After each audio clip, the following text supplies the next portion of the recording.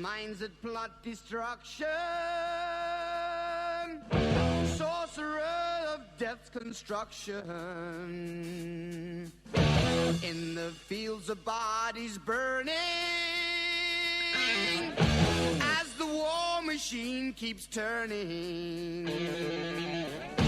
death and hatred to mankind, poisoning their brainwashed mind. Welcome to the Anarchist World This Week, broadcast across Australia on the National Community Radio Satellite. Listen to the Anarchist World This Week, Australia's sacred cow slaughterhouse. Listen to analysis of local, national, international events. Listen to analysis you'll never hear anywhere else.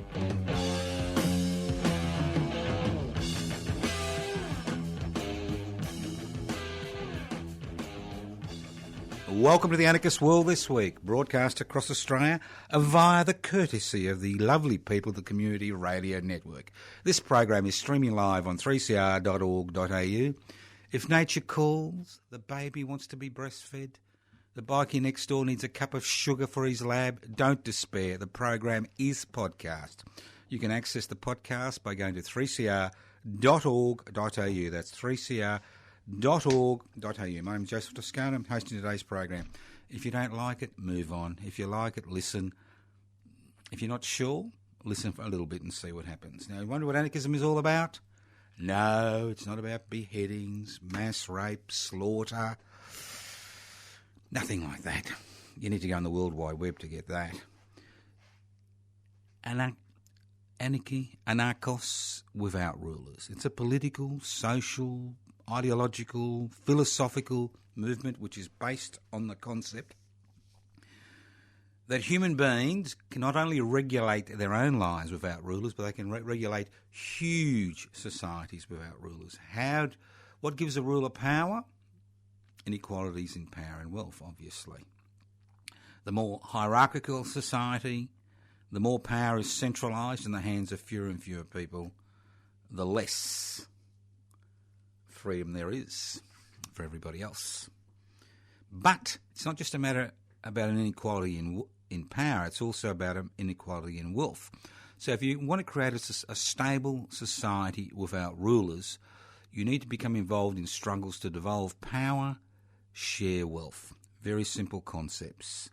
Equalities in power and wealth is what will eventually create a society without rulers. And why do you want a society without rulers? Because a society without rulers gives the maximum number of individuals the opportunity to develop themselves to their fullest potential. And isn't this a worthwhile goal in the history of the human race? So, think about it. Anarchos without rulers. How do you create a society without rulers? You devolve power, share wealth. Simple concepts. All right.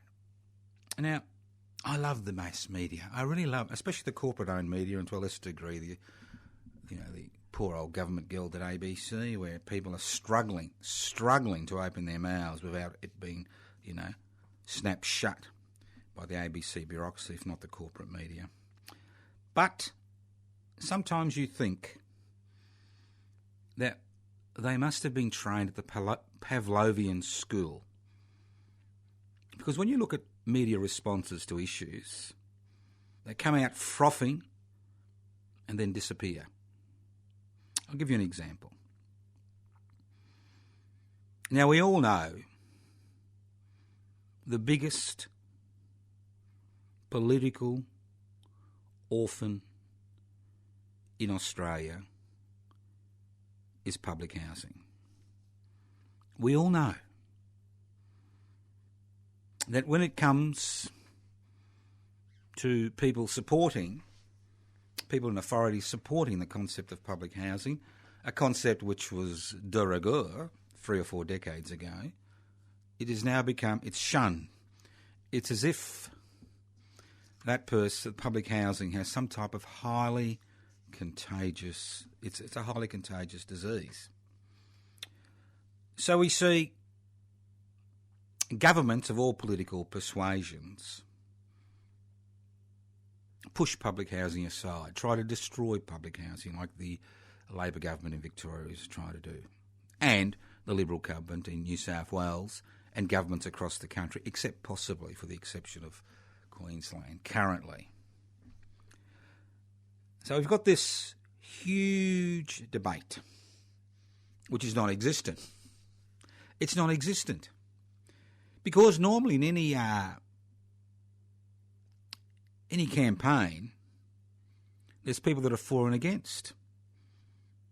And usually the people that are for and against, are evenly matched. But when it comes to public housing, especially public housing in Australia and the privatisation of public housing, what you see is one, total, complete denigration in most, not all, but most of the corporate-owned media about the value of public housing and, more importantly, the value of public housing tenants as human beings. Then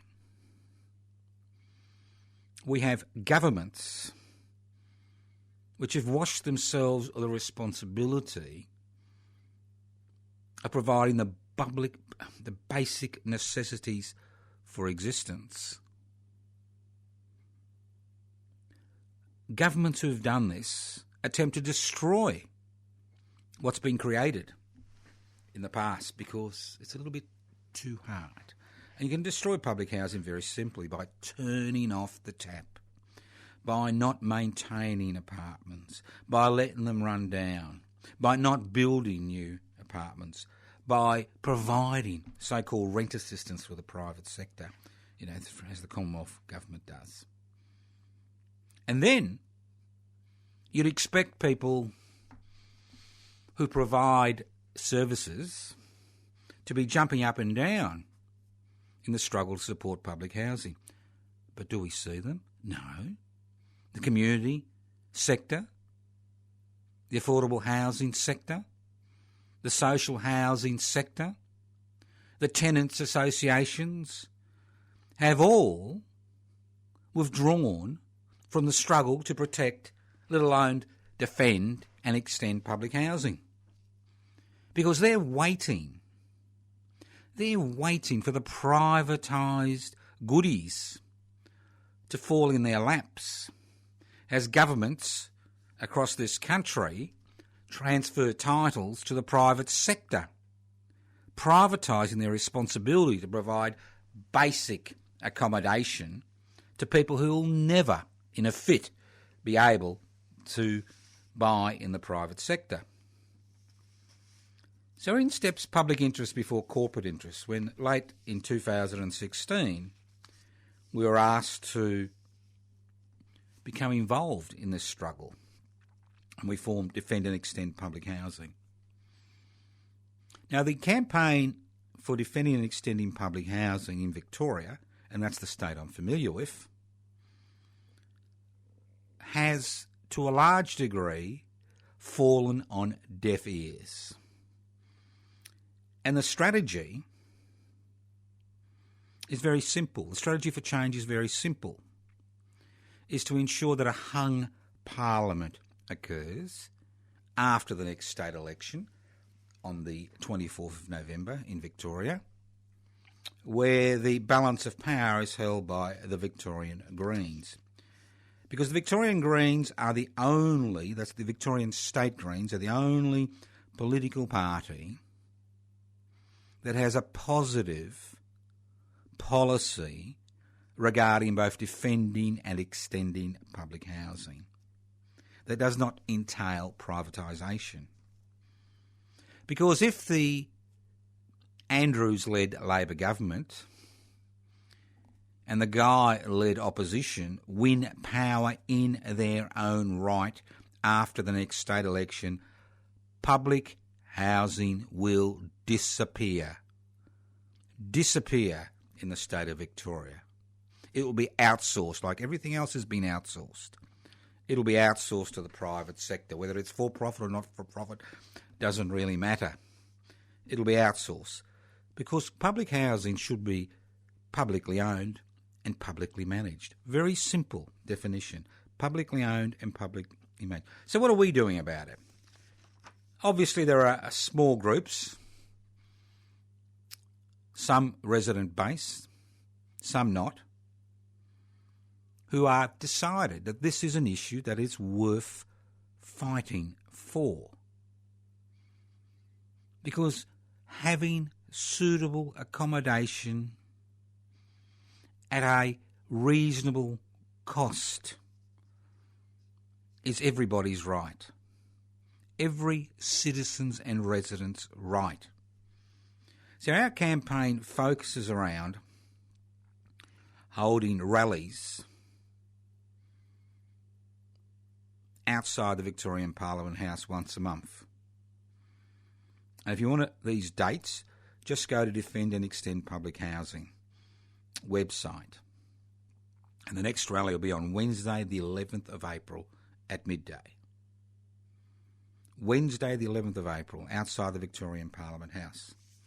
Now, if you find you've got the same issue where you live, that state governments want to privatise public housing, they don't want to extend public housing,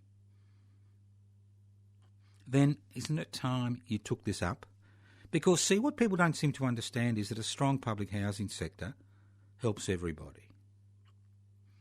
It helps renters because it introduces competition in the marketplace. If you've got a strong publicly owned and publicly managed public housing sector, it puts downward pressure on rents, especially on places that you don't need to pay a huge amount of money to rent. It also puts downward pressure on investors, because investors, if they don't get the return they want, they will put their property back on the market, and if there is a glut of properties on the market, there'll be a drop in housing prices, especially at the lower end, which helps first home buyers. So about the only people who would be unhappy with a strong public housing sector would be the 10% of Australians, I think it's 8% of Australians, who own more than one home, who use this country's investment-friendly laws, to line their own pockets at the expense of the rest of the community, by legally not paying tax and enjoying the largesse of legislation which has been enacted in order to change the culture of this country, the very culture of this country. So our proposal is very simple. We propose that the $6 billion that is raised in stamp duty in Victoria, and the $6 billion plus that is raised in New South Wales, and the other billions of dollars that are raised in every state in the Commonwealth of Australia, be quarantined for public housing. In Victoria, this would mean that you could spot purchase or build up to 25,000 new homes per year, which would mean you could accommodate up to 100,000 people in public housing in a year, which would mean you accommodate almost 1 million people in a decade. It's an extraordinarily easy proposal. It doesn't take revolution. It doesn't take blood in the streets. It doesn't even take a national strike. All it takes is for both houses of Parliament to pass legislation to quarantine that $6 billion for public housing. The advantages would be extraordinary. Now, when I first started the program, I talked about Pavlovian responses. So here on the Anarchist World this week, we don't just look at the issue, we look beyond the issue. And what we try to do is join the dots. Because joining the dots is essential material, it's an essential colouring book. You join the dots in the colouring book for activists. For example, everybody currently is jumping up and down about police overreaction and brutality in the state of Victoria. Okay? Fine. I've seen the news clips. I know what it's like. I don't need to see a news clip or a video or a CCTV footage to know that the culture in the police force is changing. We've seen the militarisation of police forces across this state. even to the extent of changing the colour of the uniform in Victoria to make them look more like a military or quasi-military outfit. We've seen all the new weapons which they've been given to quell rioting and public disturbances in the streets of Victoria. It's all there, all the new training. And we've seen the devastation caused by the privatisation, globalisation, corporatisation, deregulation revolution, where the public health sector has basically been forced to deal with issues in a band-aid fashion, especially that public section of the public health sector that deals with mental health. And although there are all these little things that are funded to assist people with mental health issues, the reality is that very little public money goes into mental health. So what police have to deal with is people with mental health issues. And that's what the jails are now dealing with. Over 40% of people in jails in this country are there because they've got significant mental health issues. And there aren't the facilities in the public health sector to deal with those issues. And if you say, what about the private mental health sector? Well, an average price for a 45-minute consultation with a private psychiatrist is $340, and only about half of that comes back as a Medicare rebate. So accessing private psychiatric care is a luxury which is reserved for a small section of the population. So what happens when you close down institutions? What happens when you don't have support? What happens when you don't fund the emergency CAT schemes which are there to actually attempt to deal with these issues before they become police issues? You find the police and the prisons become the mechanism via which society, the police, the prisons, the courts, become the mechanism by which society deals with our inability to adequately fund mental health issues. So although you see a disabled man being beaten on CCTV, and this is a common occurrence, there's this Pavlovian response: we need an outside authority to investigate police, which obviously I would agree with. Not police investigating police. Where's the other debate? About the reason police, prisons and courts have now become de facto mental health institutions that have to deal with this crisis in society. Where's the debate about that? It's not there. And that's the weaknesses of a system that relies on a Pavlovian response to an emergency, critical situation, that is not willing or is unable to deal with the underlying causes of that issue. So with the increased militarisation of police across this country, especially in Victoria, the lessons which were learnt 15 years ago, when half the people who have been shot dead by Victoria Police had significant mental health issues, and a new policy was introduced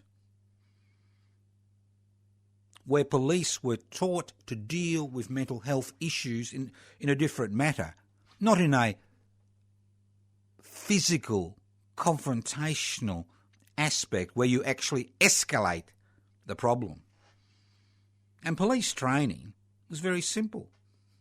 HEAR was the acronym. HEAR, H-E-A-R. You're dealing with a situation. There's a person who's obviously got a mental health issue. You've made that assessment. H, here to help. Not pull out the pepper spray, get out the batons, pull out the boots, get out the fists. H, here to help. E, empathy. A word which nobody seems to understand anymore. empathy, having some feeling for somebody else. Empathy. A, active listening. Listen. Use your ears. And R, report.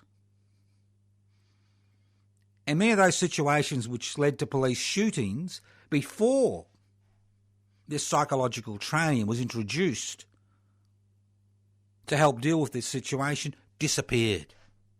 And now with the increase in militarisation of the police force, because we are having more social issues, because there's less public money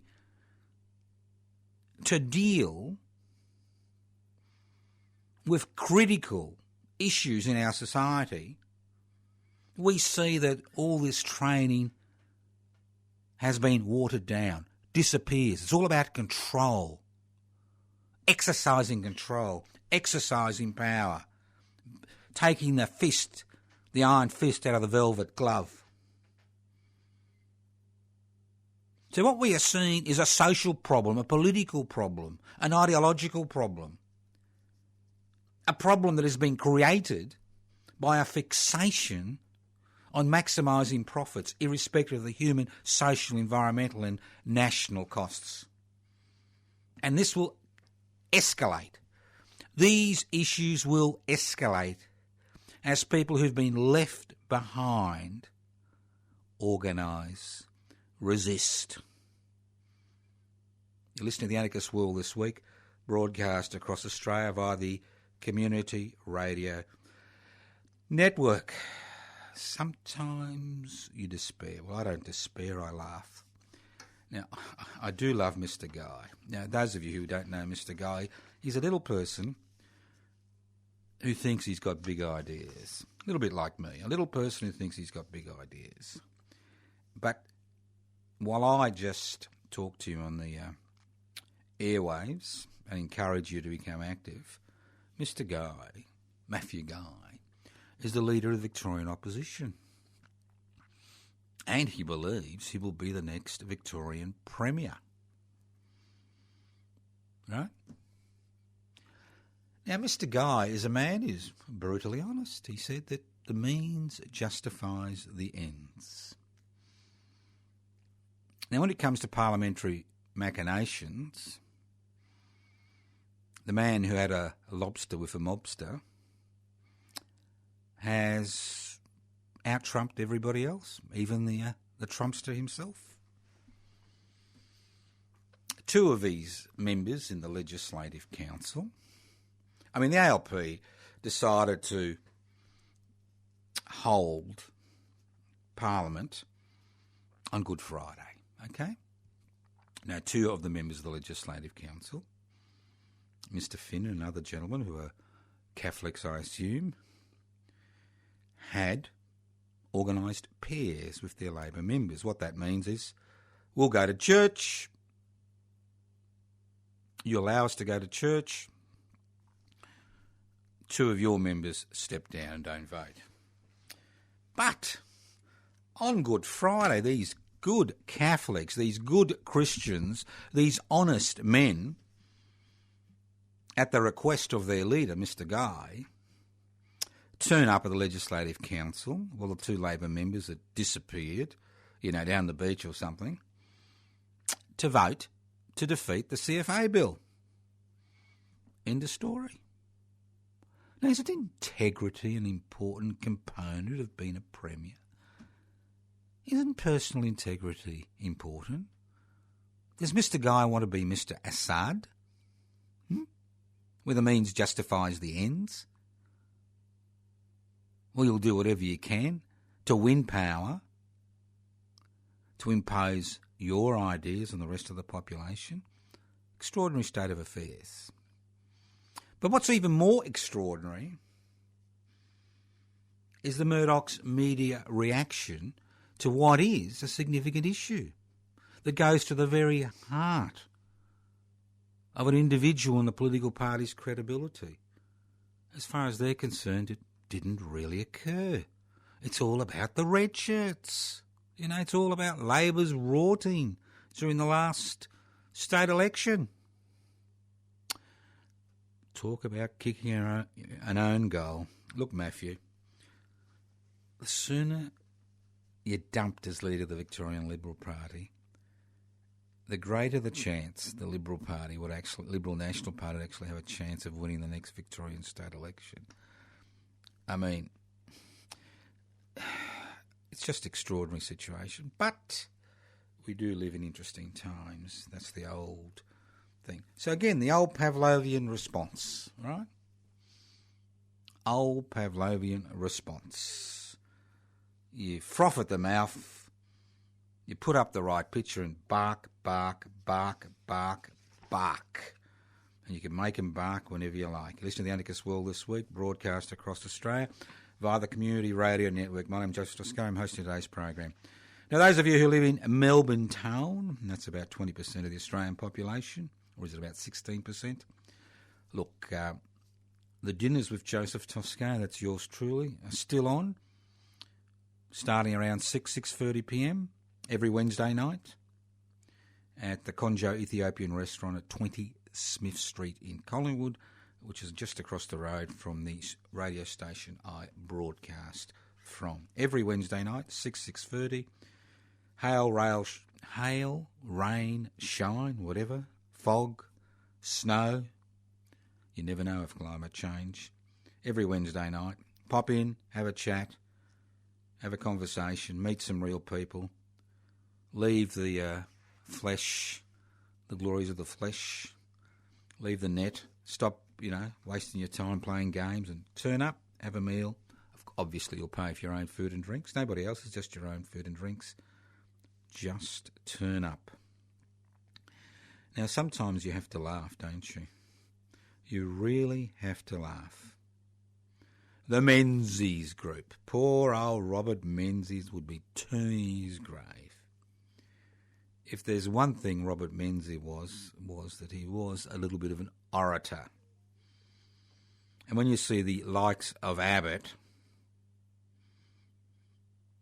turn socialist, that's right, he's turning socialist on you.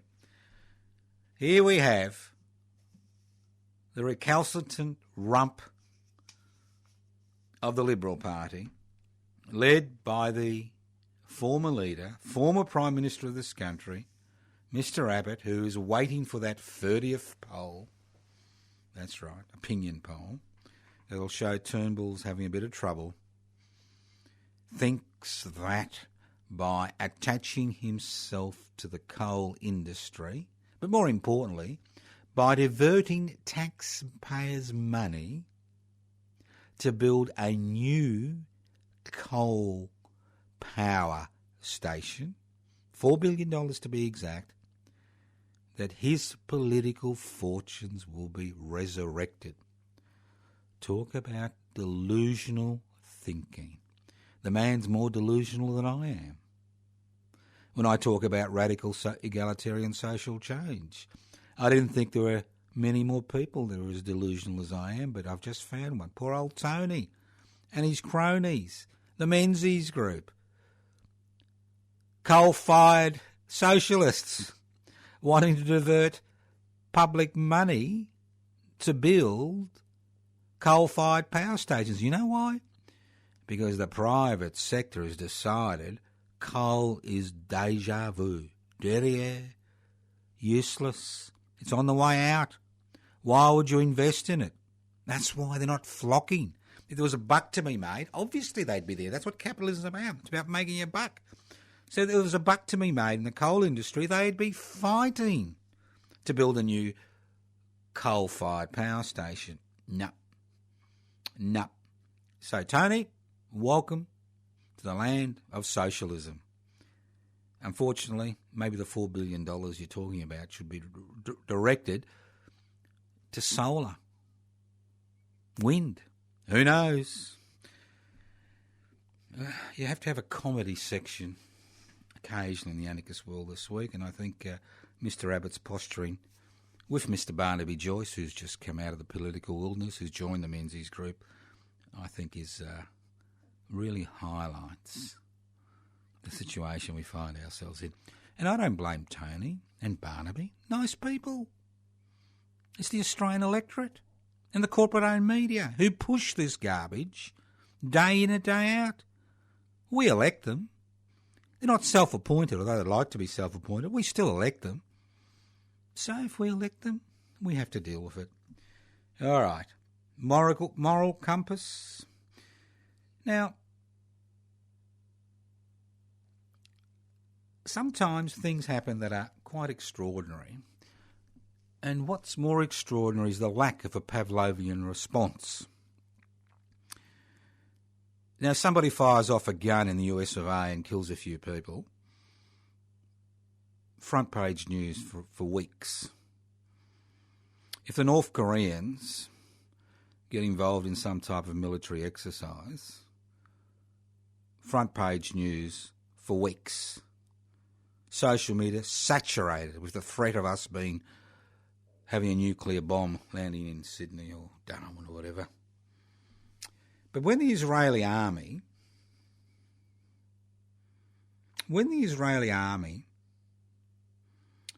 opens live fire, uses live ammunition to disperse unarmed civilians and kills 15 of them and injures another 800, you would think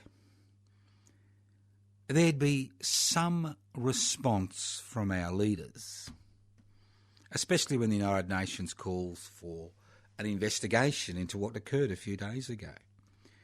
Now, Gaza is the world's biggest prison. Just under 2 million people are confined to an area of about 45 square kilometres. It's a prison. It's a prison. Nothing else. And the people in this prison are people who are forcefully evicted from their homes and their descendants in 1948 when the State of Israel was created. Now, in Gaza, things are becoming increasingly desperate in the world's biggest prison. And a people's movement has evolved outside the control of Hamas and the PLO. A people's movement which through social media has organised the Great Return March. And this is a non-violent movement which is based on people breaking down the fences of their prison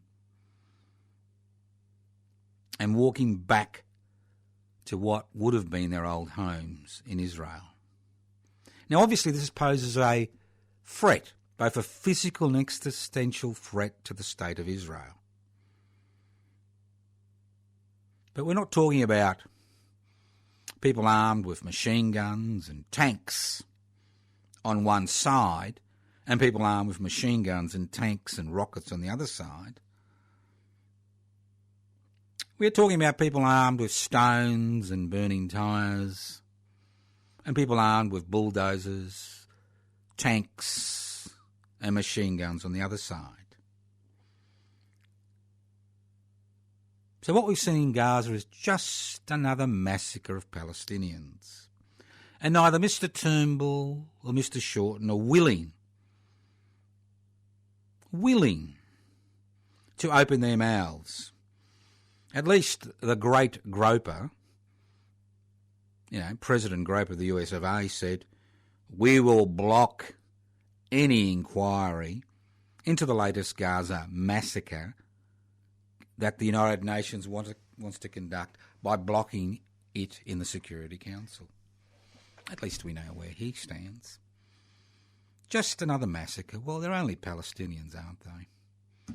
And what I really found fascinating was the Brigadier General who was in charge of the Israeli troops who said, well,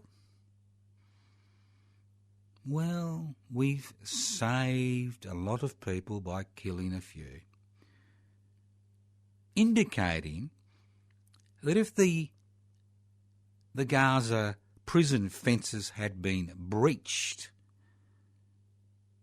by these unarmed protesters, or protesters armed with stones and burning tyres, that they would have no hesitation in killing hundreds, possibly thousands of people to protect the sovereign rights of the State of Israel. Extraordinary. Extraordinary. Just another Palestinian massacre. Let's not worry about it. Now, the Great Return March campaign will be conducted for the next 6 weeks.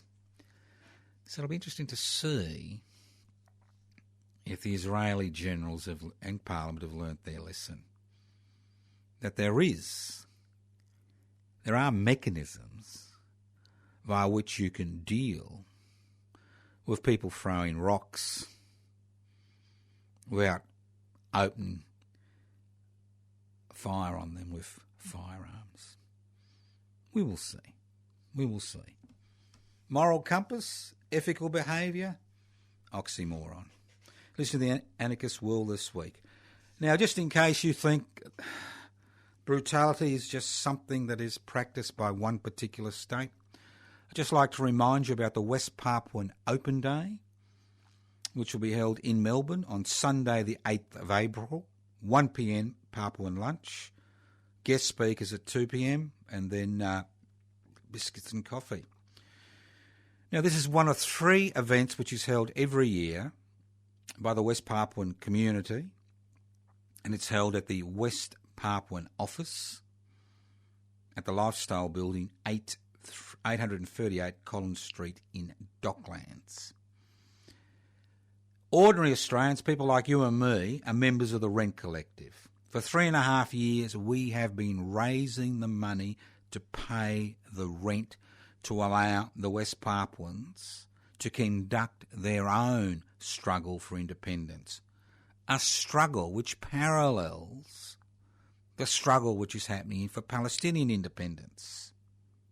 A struggle which has lasted for over 60 years. A struggle which will result in the deaths of over 500,000 people from a population of less than 1.5 million over the last 50 years. A struggle which continues.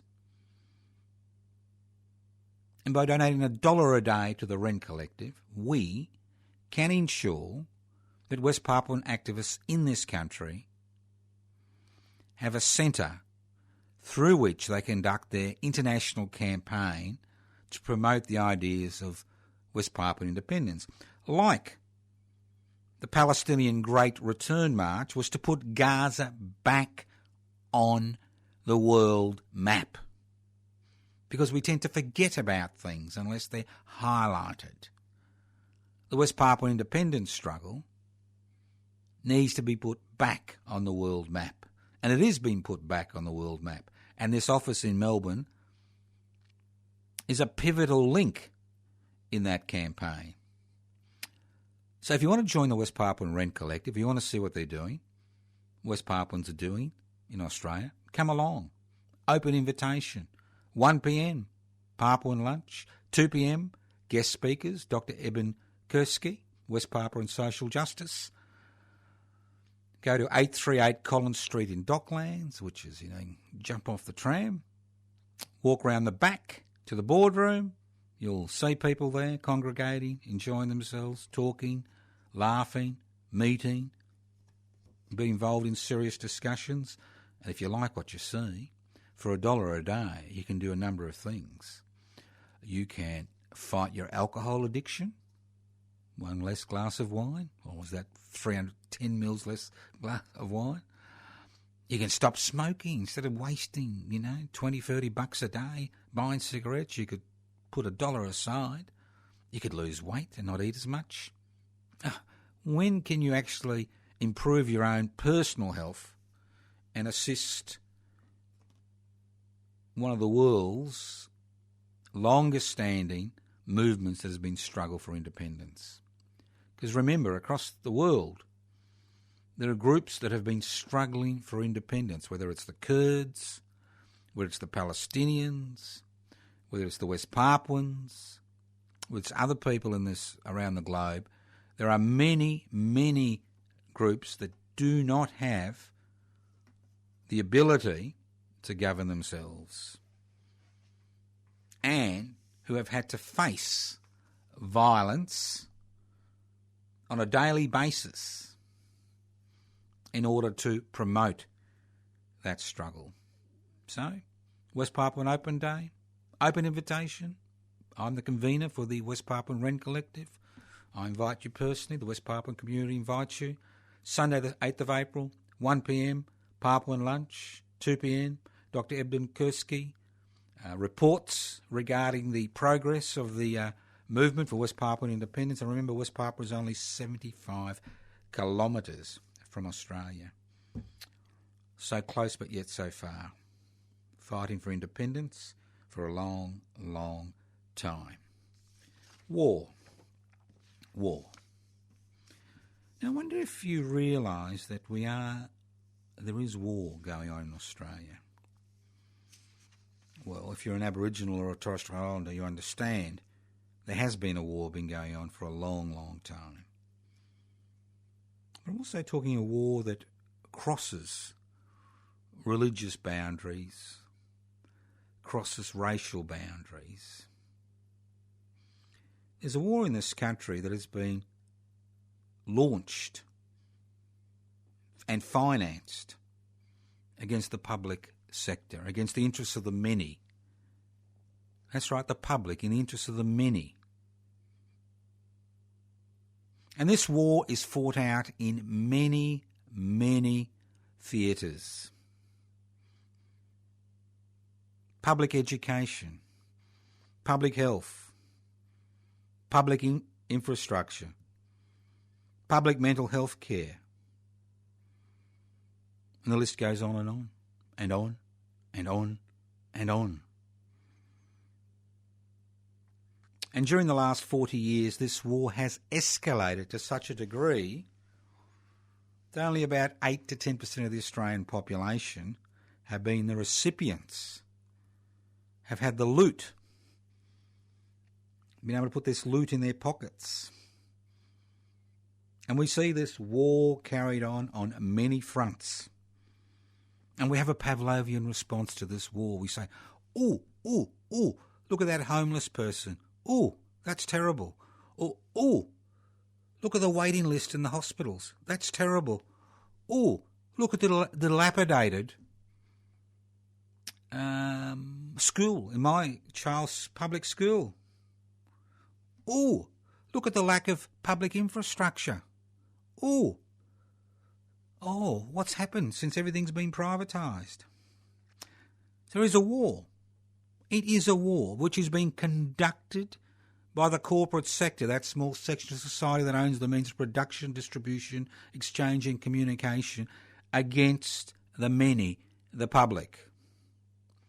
It's a war that's been conducted by them, assisted by that 8 to 10% of Australians who derive their income from investments which are promoted through taxation laws which reward investors but discriminate against honest, hard-working Australians.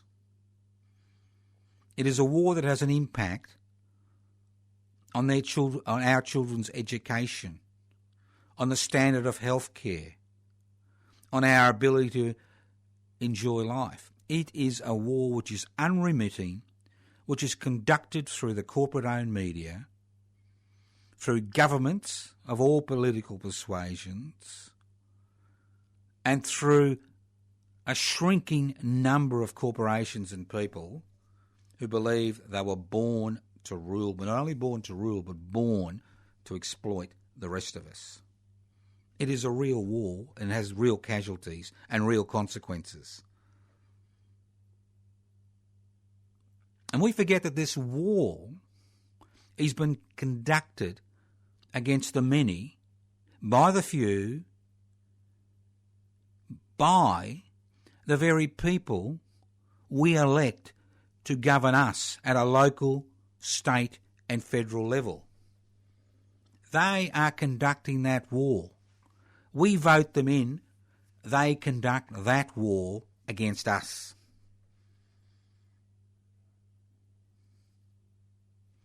Think about it. Think about it. It happens every moment of every day. In France, which is approaching the 50th anniversary of the May Day revolutions, in France, French workers are not idly sitting back, allowing that government to conduct that war on them, stripping them away of their rights, stripping rights that they have won through decades of struggle. They are on the street. They are involved in mass strikes. They are involved in protests, and these mass strikes and rolling protests will go on for weeks and weeks. Well, in Australia, we have lost that ability. Through legislation which criminalises the very act of withdrawing your labour outside an enterprise bargaining agreement, and by the very act of even trying to withdraw your labour during an enterprise bargaining agreement period. We're in this country where we talk about freedom, workers don't have the right to withdraw their labour. We talk about freedom, children don't have the right to live a life free from want. We talk about freedom, people don't have the right to accommodation. And the list goes on and on. We talk about freedom ad nauseum. But freedom to do what? Freedom to exploit people by removing all the safeguards which have been won over generations through laws which deregulate activities, which allow employers and governments to impose onerous conditions on people and remove those rights they have. Through globalisation, allowing corporations to have more power than national governments, to enter into deals which allow corporations to sue sovereign states if sovereign states pass laws to improve the lives of their people which impinge on the profit of these corporations and these governments that we have entered into free trade agreements with. Corporatisation, when we see on a daily basis what happens in the childcare sector, the nursing home sector, where we should be having institutions which are not run for profit, which have now been taken over by the private sector or corporatised religious, pseudo-religious organisations, where nurses are removed, staff are reduced, food is reduced. In nursing homes, because they need to make a return to shareholders who now control the nursing home industry. And considering we have an ageing population, this is one of the big sleeper issues, like public housing, which again gains little traction in the community. Child care. Anybody with young children knows the cost of childcare. But what they don't realise is the billions of dollars which are poured into private coffers to allow private companies, a handful of corporations, to dominate the sector while refusing to support community-based childcare. So again, no Pavlovian response. Somebody dies in a nursing home unnecessarily. People are starved in a nursing home. Children don't receive, adequate care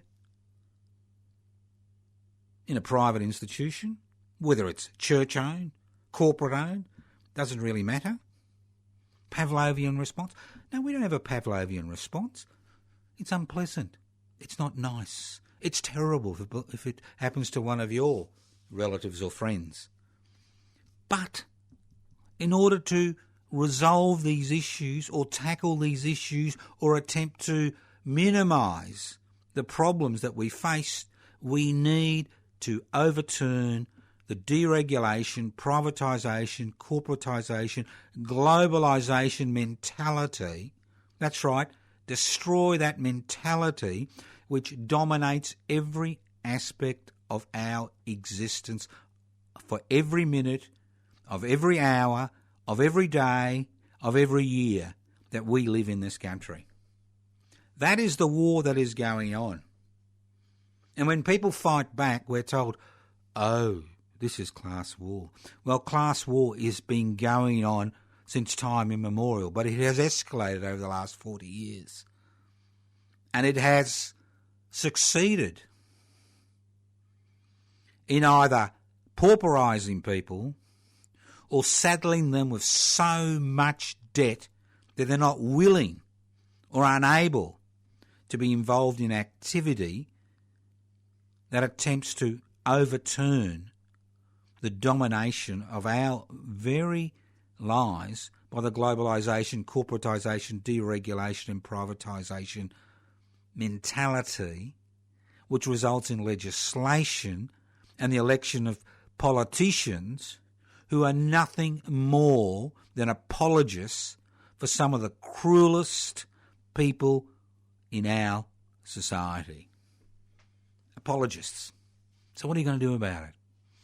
You can cry, you can beat your chest, you can write to your politician, but how about joining public interest before corporate interests? I mean, we're not perfect, but we are attempting to put the interests of the many before the interests of the few. Join public interest before corporate interest. We are attempting to register as a political party. If you're on the electoral roll, even better. We need 550 people so we can apply for membership and hopefully be able to take part in the next election. Not just in terms of being elected. We know we're not going to be elected. But in terms of raising issues. As the people of Gaza went to the fences of their prison and attempted to break down those fences in a peaceful manner, and we saw what happened in this situation, we need to be able to do the same. Public interest before corporate interests. You want to join public interest before corporate interests? Have a look at the website. Download the application form, PIBCI, PIBCI.net. Haven't got a computer? Leave a name and an address on 0439 395 489, 0439 395 489, and I will send you an application form. Or you can write to us at Post Office Box 20, Parkville 3052. You can look at anarchistmedia.org, anarchistmedia.org. Go to my Facebook page, Toscano, Toscano, the number 4, the public. See what activities I'm involved in.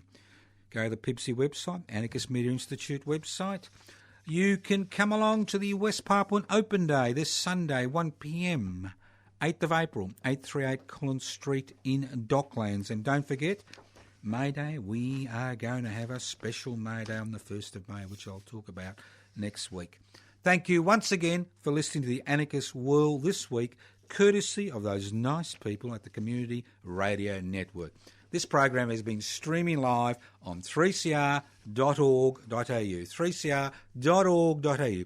The program is podcast. You can access the podcast by going to 3cr.org.au. If you've got any nasty messages, send them to me. I'll eat them for breakfast. Post Office Box 20, Parkville 3052, anarchistmedia.org, or info@anarchistmedia.org, or go to my Facebook page and put up a nasty post, or become a friend. Toscano for the public. Toscano for the public. I specialise in dealing with nasty posts. It's my specialty. I ignore them, so you're just wasting your time. Nice posts, we like. So listen in to the Anarchist World this week on your local community radio station, courtesy of the Community Radio Network, a coalition, a federation of community radio stations across the country, north to south, east to west, up and down. That number again, 0439 395 489. Listen to the Anarchist World this week, next week. Evil minds that plot destruction, sorcerer of death's construction. An analysis you'll never hear anywhere else. Anarchist World this week. Australia's sacred cow slaughterhouse. 10 a.m. every Wednesday. Listen to the Anarchist World this week for an up-to-date analysis of local, national and international events. Poisoning their brainwashed minds. Oh, Lord, yeah.